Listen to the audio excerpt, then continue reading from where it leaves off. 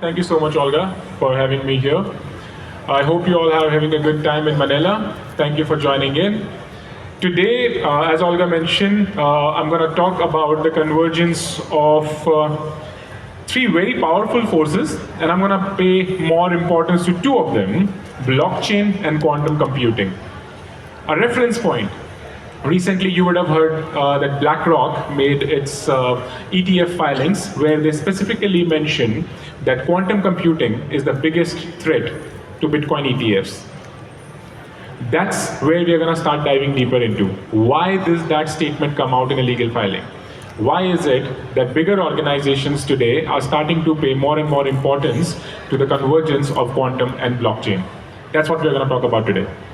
Who am I and why you should listen to me? I've been in the space since 2016, 4 times founder, now building a quantum proof blockchain. And rest of the details are here, but more importantly, about the topic today.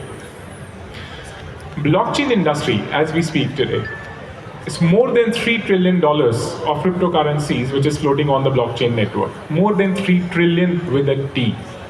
Quantum computing, the investments in that space has been increasing consistently over the last couple of years. Why is it important to look at these two industries coming together? Now for that, we have to understand how do the technology of quantum computing work? How does the security of blockchain works? Now before even I jump into the quantum aspects, let's very foundationally understand what keeps your money on blockchain secure. Those $3 trillion that we spoke about, which is floating on the blockchain networks, what is keeping it secure?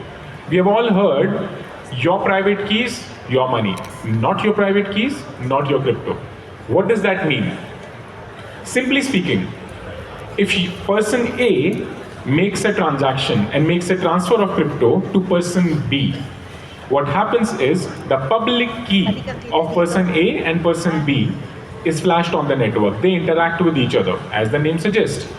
But the public key is linked with the private key of the owner as well. But this linkage is secured by ECDSA, Elliptic Curve Digital Signature Algorithm. This is what ensures that even if somebody has access to your public key, they cannot reverse engineer and get access to your private key, and your money is secure, and then you can transact as much as you want, however you want, on the blockchain network. So fundamentally speaking, this ECDSA is the security encryption that keeps your money secure. Now, how does ECDSA work? What is so confident about ECDSA that we are able to trust $3 trillion on this one encryption?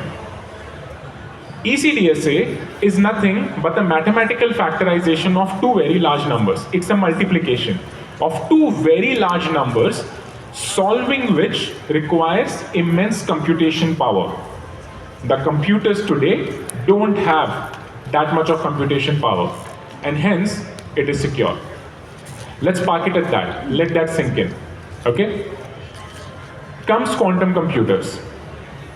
What is quantum computer? As the name suggests, it uses quantum bits, qubits. Our classical computers are binary, 0 or 1. Qubits, 0 or 1 or a combination of both, which gives them million times more processing power than our current classical computers. Which means they can solve the same problem that classical computers cannot solve within seconds. So is quantum the only risk? No. Quantum is the most peak of the risk that you can expect. GPUs, we are in a gaming conference right now. GPUs are used the most to play games. What is GPUs? What does GPU provide you with? Computation strength. That's why your games work more fine. That's why your games work more fluently. Any additional computation strength makes the current encryption weaker because it provides the ability to solve the mathematical calculation that is ECDSA. And that's the most important thing to understand. Now let's understand what kind of threats can exist if a quantum computers comes to life. If you see this diagram on the screen right now, we have tried to explain how does this encryption work and how can somebody decrypt it. I'm going to simplify it for you guys. Like I explained, if I send you money, my public key interacts with your public key, and if somebody gets access to that public key, using a quantum computer, you can reverse engineer, solve ECDSA calculation, and get access to somebody's private key, and that gives you access to somebody's wallet. That's the threat that we are living in right now. ECDSA was invented 40 years back, 4 decades. We are still using the same encryption. And that is a problem that needs to be solved. What is the solution? Post-quantum cryptography. This is the term which has been initiated by NIST, National Institute of Standards and Technology.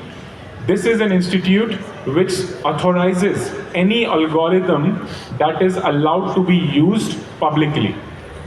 Now, post-quantum cryptography, as the name suggests, is prepared for the quantum era.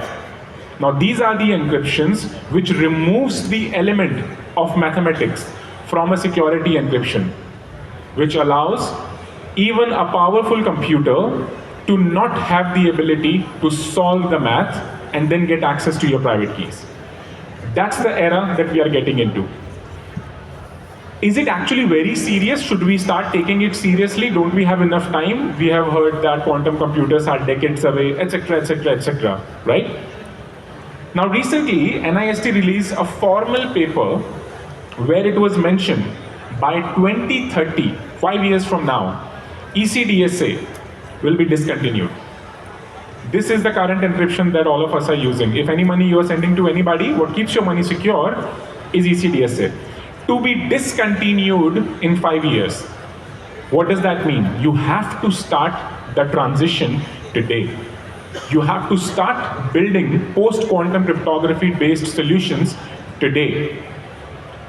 US passed a bill, if I'm not wrong, in 2019 or 2020, which mandated that if you have to do any business with the government bodies of US, you have to use post-quantum cryptography.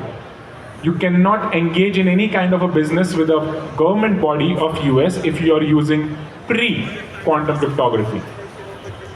That signals something, right? And that's the amount of seriousness that this topic revolves around.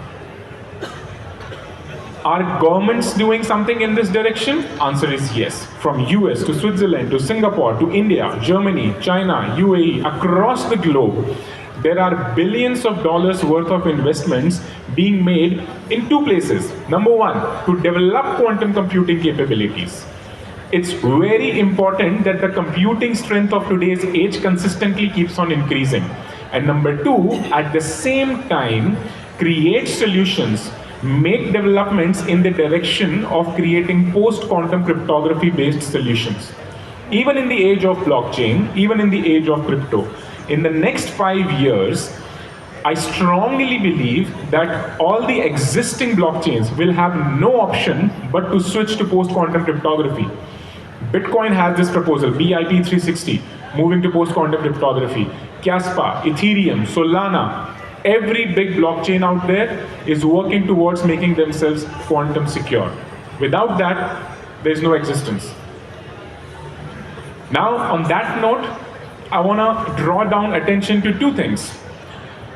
Number 1 is, whenever technology advances, we always experience every decade something new or something revolutionary comes to the world which requires attention to think differently.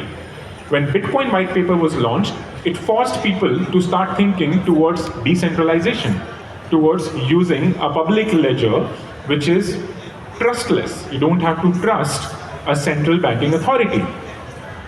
Now, if you are trusting that ledger, where you are not relying on any central authority, don't you have to question how secure it is?